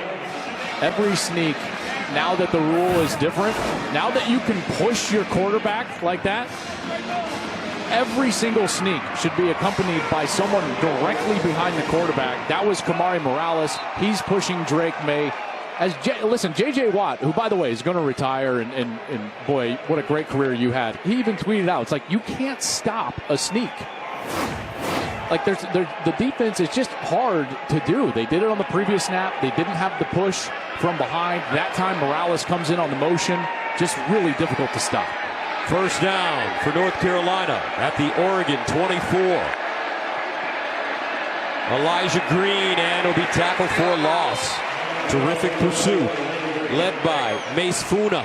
A loss of 2. And Oregon's going to try to save those timeouts. Now we got 3:13 here. Down 3. Carolina's on the edge of field goal range. Again, their kicker, Burnett, his long is 47. Mac Brown, not all that confident in their kicking game. And you look at Mac Brown's face, you know he wants to win this game. One thing he talked to us about yesterday was he's got to deal with losing better. Even after all these years, he still can't take it. Second and 12. Maye lost it up. End zone, incomplete. No flags. J.J. Jones, the target. Triquez defensively. He's had a good ball game tonight. Great coverage. Jones maybe has a step here, and he's trying to get back to that ball as it's underthrown, but Bridges does a great job of getting back, his head turned to the ball, and then playing the ball. J.J. Jones did a nice job of breaking that one up. He had to play DB. Triquez Bridges could have had an interception. Third down and 12. Big play here coming up. Timeout, North Carolina. They're second of the half. A look at some past winners of the Holiday Bowl, which has been played since '78. Navy defeated BYU in the first Holiday Bowl game. Iowa defeated USC in the last Holiday Bowl game played in 2019. Oregon is 2 wins in 3 previous Holiday Bowl appearances. There's the Holiday Bowl trophy. And this one is coming down to the wire, 24-21. North Carolina on top of Oregon, 3rd down and 12 at the 27 for Drake Maye. Oregon showing blitz. They back out of it. Maye looking. Maye underneath and incomplete. That'll bring up 4th down and 12. It's just such a low percentage play to try to go for 4th and 12. This was Noah Burnett earlier today. Now, this was the opposite side of the field, and the footing on the opposite side of the field was a little bit more shaky. He pushed it right. This one will be from 44 yards away. 47 yards, his career long. Noah Burnett gets it away, and it's good. Right down Main Street. Good snap, great hold, and Burnett knocks it through. Clutch kick right there, and that's going to force Oregon to have to go down and put it in the end zone. Oregon, their quality drives, Gus, involve tempo. The situation of the game will put them into that rhythm. 2 minutes and 29 seconds left.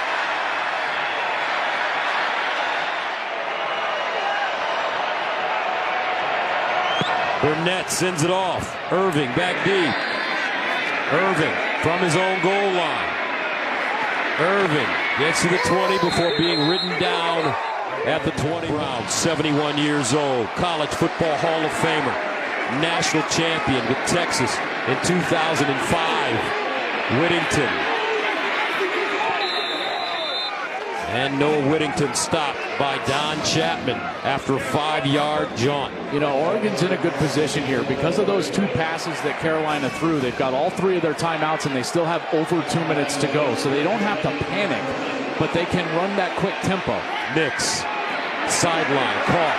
Whittington, and he'll go out of bounds to stop the clock with under 2 minutes to go. And the other thing that they got into late in the game that was very successful, after they took the shot down the field, Gus, they started running those clear outs, sending deep routes, and then hooking up underneath of those deep routes. It's called clearing out, and then you hook up underneath of it with other wide receivers. That was very effective on the last series. 1st down at the 37.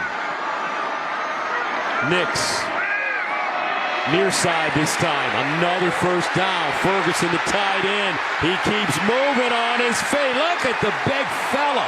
Finally dropped at the 35 after a gain of 28 by Power Eccles. And again, what you see, clear out from the slot receiver. And what does the tight end do? He just goes in that vacated area. They go right to what was effective on the last series. Remember, Oregon has all 3 of their timeouts. 1st down at the 35. Empty backfield. Nix. Sideline. Ferguson again. And Ferguson picks up 6.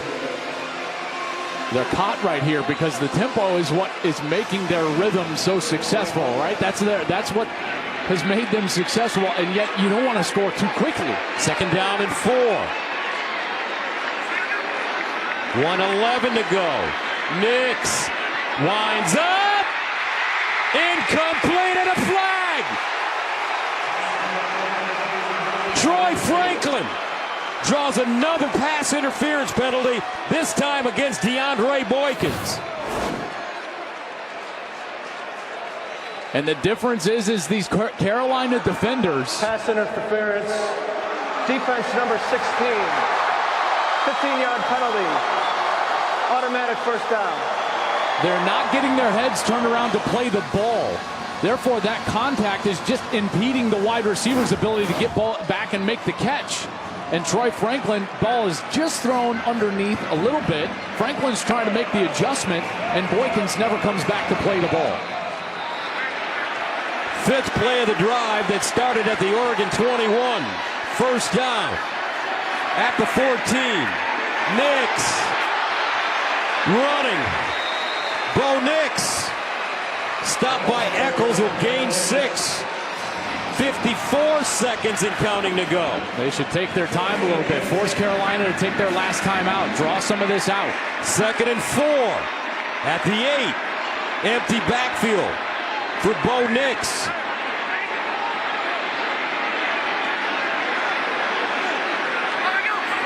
Nix looking. Corner. Incomplete.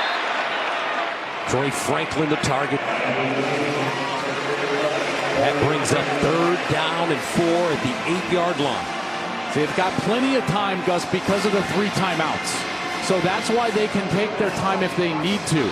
And Dan Lanning has done a nice job here managing the clock here late in the game. Now 3rd and 4, though, you've got a couple of plays to move the chains. You've got run at your disposal because of those 3 timeouts. Clock not necessarily a factor as of now. Can Carolina's defense, though, come up and make a play? North Carolina.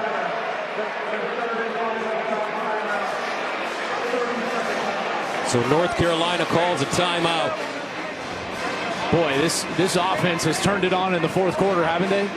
They've done a heck of a job. The offensive line has been good all night long. They were running the ball early. They provided a lot of time for Nix to throw it here late in the game. And Matt Brown, as we told you, had a chance to talk to young Dan Lanning, 36 years old. Coach Brown gave the young coach some advice. He said, stay true to yourself.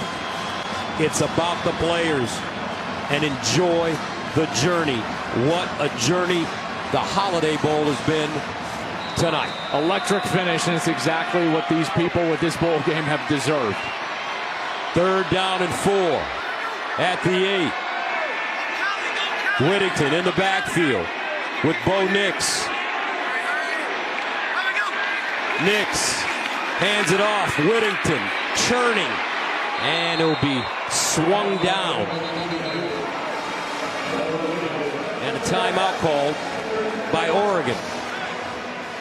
With 24 seconds remaining, down 27-21. Wow, and now you come up and you've got the 4th down. Listen, I liked the run call because Carolina only had 5 defenders in there inside of the box. They go for the run, but Carolina gets the stop.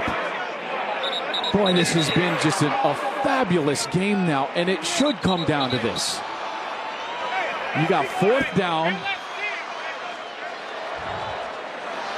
You can get the 1st down and not score. They've got timeouts left, 2 of them left after this one is taken. And Carolina looking for the stop of the season here in a bowl game.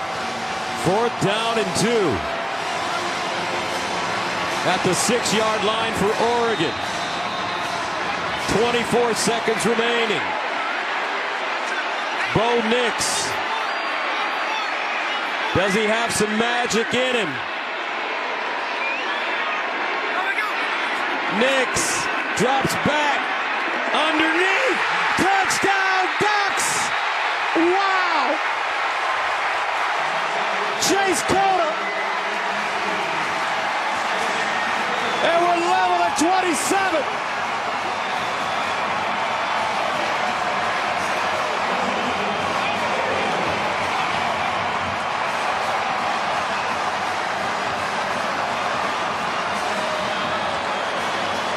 What a pass.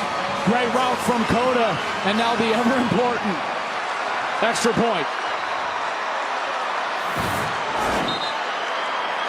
Just an unbelievable drive. The ruling on the previous play was a catch and a touchdown. The play's under further review. Cota ran a brilliant route. And Nix had just enough time as Carolina blitzed and tried to get pressure in his face. So here's Cota on the opposite side. Okay, here he comes. He's going to come screaming across the formation.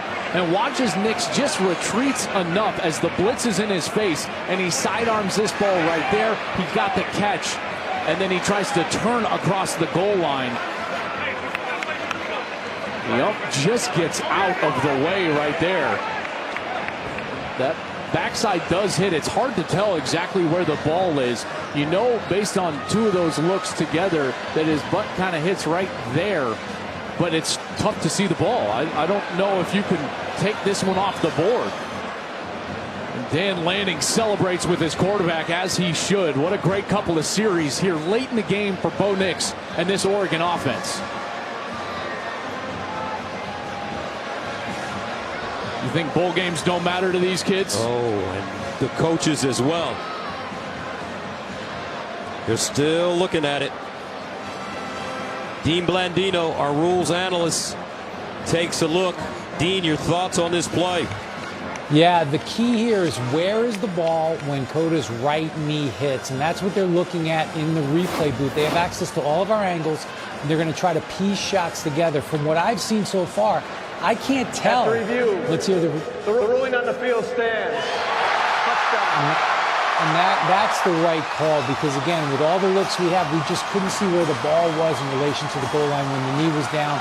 Ruling on the field was a touchdown, and letting it stand is the correct decision. All right, Dean, thank you very much. With 19 seconds remaining, and this game level at 27. Here comes the extra point. Camden Lewis for the lead.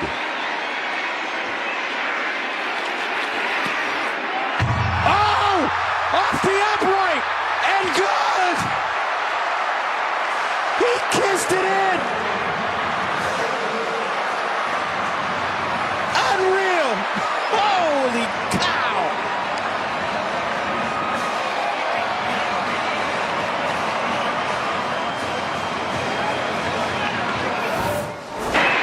Listen to this!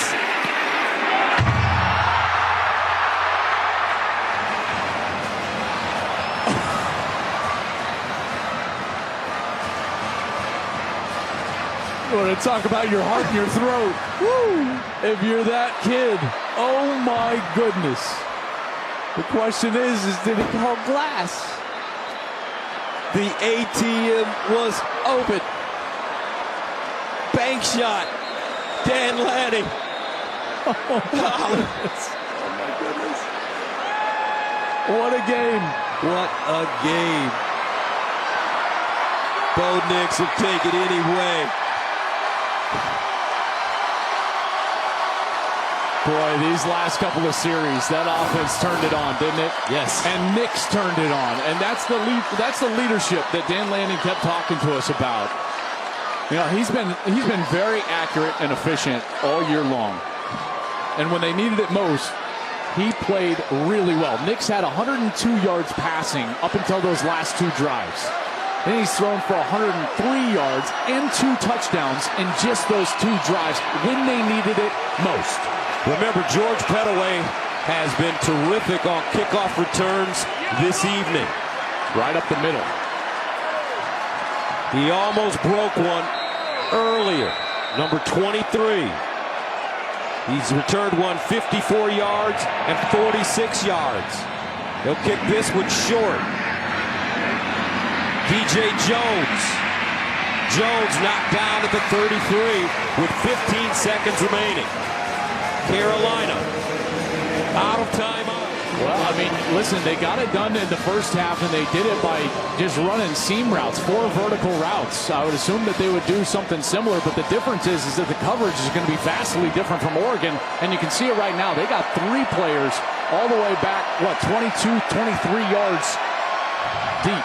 No timeouts for the Tar Heels. Maye looking. And he's got the first down. Paysor. Tackled by Bennett Williams. Tar Heels quickly to the line of scrimmage. And they'll spike it with 6 seconds to go. So with 6 seconds, I don't believe that they can run a play to get into field goal range. So at this point now, you're just trying to send it either all the way into the end zone. What's his arm strength like? Can he get it Yeah, there? absolutely. He could absolutely throw the football 60, 65 yards. So he can get it to the end zone. Now it's just about getting him enough time for the wide receivers to get down there and in position. 2nd and 10 of the 42. 6 seconds remaining.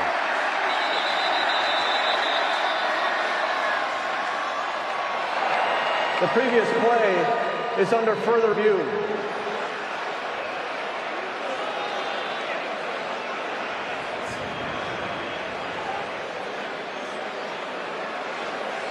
Yeah, they can't review this because they've already run a play.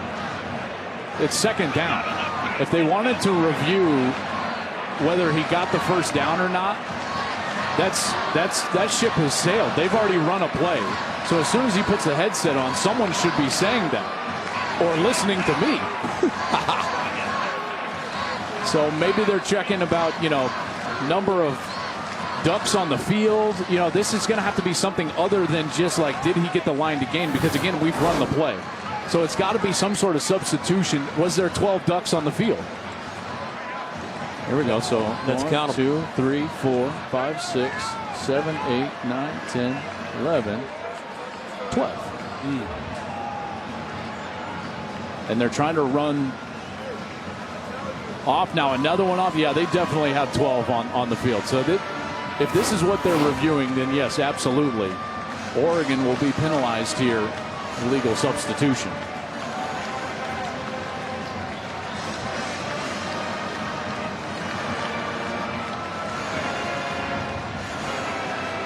So now that they'll give him a 5-yard penalty and the clock will start on the snap. That's what's important here, is that it's not going to be started by the official and start to run. The snap is going to start the clock. So this will be the last play of the game. I believe so, yes. Again, because Gus, they just can't. They can't get. I mean, I guess you could try to throw. There's no reason to throw an out route. What's the difference for Drake Maye and throwing it 50 yards and 55 yards? So they're going to have to heave it into the end zone. I guess the only thing is that gives you a little bit of room. Like maybe you can get an out route in 5 seconds into somewhat of field goal range, right? So you get 5 yards. It's going to be at the 47-yard line. He hasn't, Burnett's long is 47. You're not going to get there in 6 seconds. Maybe you'll try from 53, 54, maybe 55. You've got to get the ball to the 38. So at that point you can throw it. Yeah, you could throw an out route in 6 seconds and get the ball close to the 40-yard line, 39-yard line. So now this actually might change the strategy for North Carolina.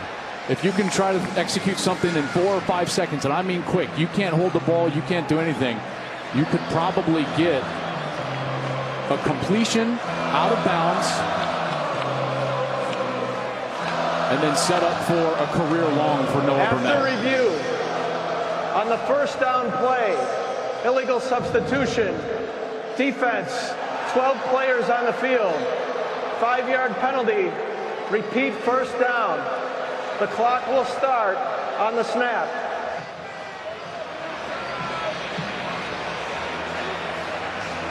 So now you got to make a decision if you're North Carolina. Do you want this to be the last play, or do you want to put this on Noah Burnett?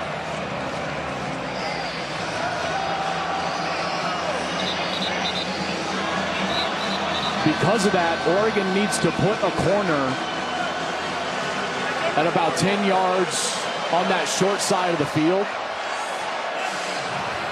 and sitting there not running deep, and they've got a corner over there. Smart defense here from Dan Lanning. Look at him up there. That's really smart. Drake Maye out of the shotgun. And a timeout called by Dan Lanning. Oregon, their skin of the half. 30-second timeout. Lanning, a defensive specialist, had a chance to see how North Carolina lined up. And timeouts remaining. Only one timeout now. No timeout for North Carolina. I was saying that about that corner alignment. That's so smart because you can't throw it to the wide side, Gus. That takes too much time. That's too long of a throw. So Lanning did something really brilliant. He took that option away from North Carolina. I'm not going to let you try to get a field goal on us here with just 6 seconds. So he sat a corner in a jam technique to try to take away that quick out to the short side of the field. We'll see if he does it again after the timeout. Here's Maye to the sideline, caught out of bounds. No time on the clock. Let's see, Paysor with the catch.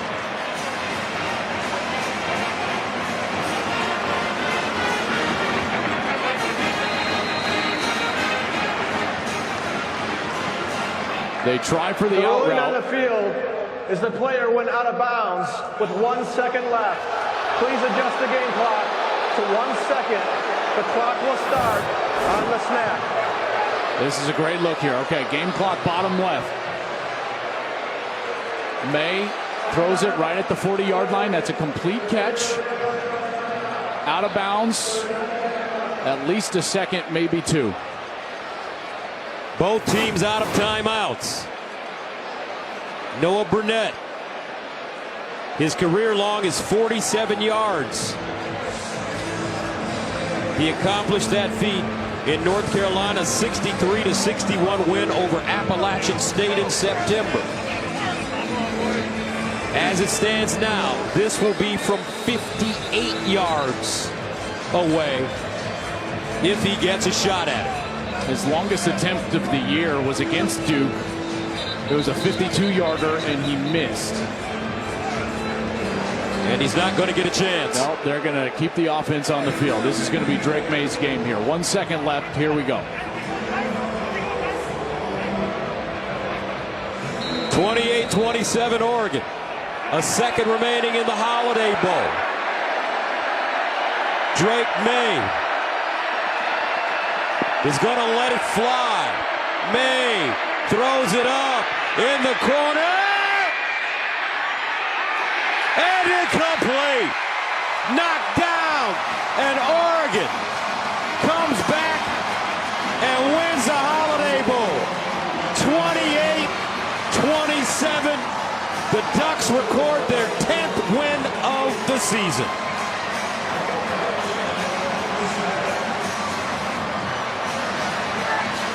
That was a phenomenal college football game, partner, wasn't it? Unbelievable. Both teams leaving it all on the field tonight. Drake Maye. Bo Nix. Oregon now three-time Holiday Bowl winners.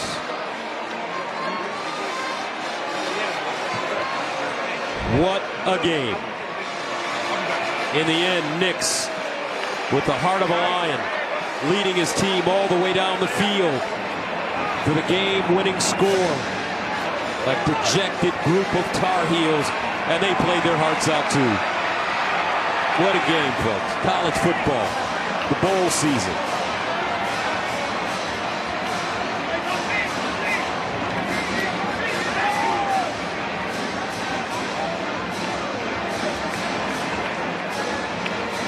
Oregon will end their season at 10-3. Carolina falling to 9-5. But you won't see a better game. Classic Holiday Bowl matchup. Let's go downstairs to our Jenny Tabb. All right, guys, thank you, Bo. Congratulations. I mean, thank you for that. That was really enjoyable. The fourth quarter, really the last two drives, break it down for me and how you guys were able to deliver. Well, we were able to deliver because our defense stopped them and held them up pretty big. I mean, when their number was called, they all answered. Huge stops down there in the red zone, of course, a field goal and then a stop. I mean, we couldn't have done it without them. But then, I mean, just a complete team game. You look at all of us, everybody made a play. Couldn't have done it without each and every one of them. Praise God, and I'm just so blessed and honored to be a part of such a great team with unbelievable coaches and unbelievable teammates. I know you had a moment. I saw you. You celebrated with the fans. You had your arms in the air. You made a decision, Bo, to come back. What can this performance say about what we can look forward to next season? Well, we just got a good offseason ahead of us. It's important for us, and I came back because I felt like there were some things in college that I wanted to do, and so I didn't want to pass up on that opportunity. So we're going to have a good offseason. We're going to prepare, and it's going to be fun. 10 wins for you guys this season. I know the way it ended, you guys weren't happy about it. You said that. You had a bad taste in your mouth. How good does it feel now to win this one? It's unbelievable. I mean, 10 wins. To send our seniors out this way, guys like Alex Forsyth and Ryan Walk and Bennett Williams and all those guys that are about to depart from us, I mean, I couldn't be prouder of those guys and just how they battled their way through today, and just it was a complete team win, and I'm so happy right now. I want you to enjoy it. Thank you. Thank you so much. Go Ducks. Classic Holiday Bowl matchup, and in the end, it's the Oregon Ducks winning 28-27 over North Carolina. All right, it's time to hand out some hardware, isn't it? First of all, I want to congratulate everybody involved with the SDCCU Holiday Bowl, all the Redcoats and the Volunteers on an amazing week and an unbelievable game here at Petco Park. And this year's president of the Holiday Bowl is here to hand out some hardware. So Sherry Park, go ahead. Thank you. The offensive player of the game from the Oregon Ducks, number 0, Bucky Irving.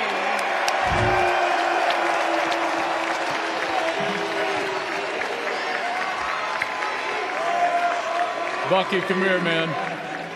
You guys were rolling in that first half. You had over 100 yards. You finished well over 140 yards, couple of touchdowns. Tell us about that offensive line and how well you guys ran the ball. I mean, I want to shout out to my offensive line. I love these guys. I mean, they done a great job all year now. Also, I want to thank my coach for being on me every day, just telling me, trust me to stay on my track, and I listen to him and good results. Bucky, congratulations, bud. All right, Sherry, who's our defensive MVP? The SDG&E defensive MVP of the game from the Oregon Ducks, number 18, Mase Funa.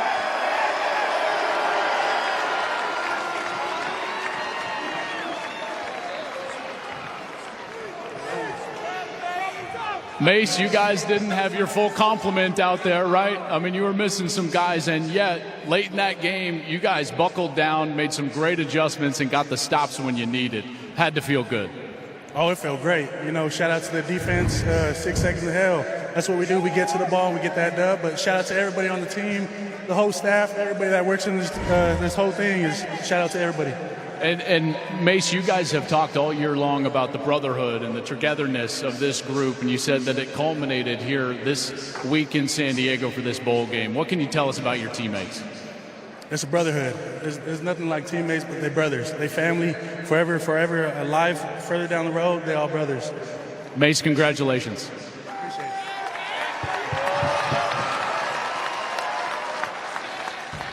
On behalf of all the Redcoats, it is my pleasure to present the 2022 SDCCU Holiday Bowl Championship Trophy to head coach Dan Lanning and the Oregon Ducks.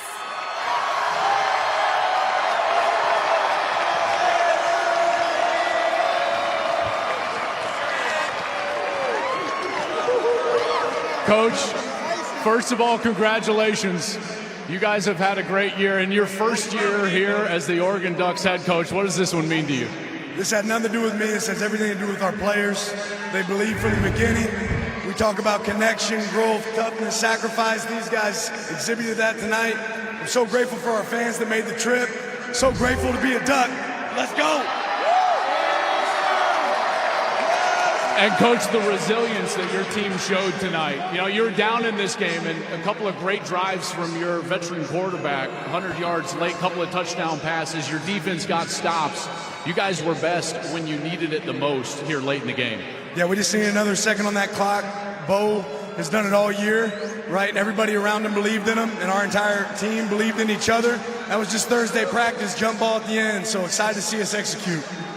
Coach, congratulations, and good luck next year. Thank you. Go Ducks!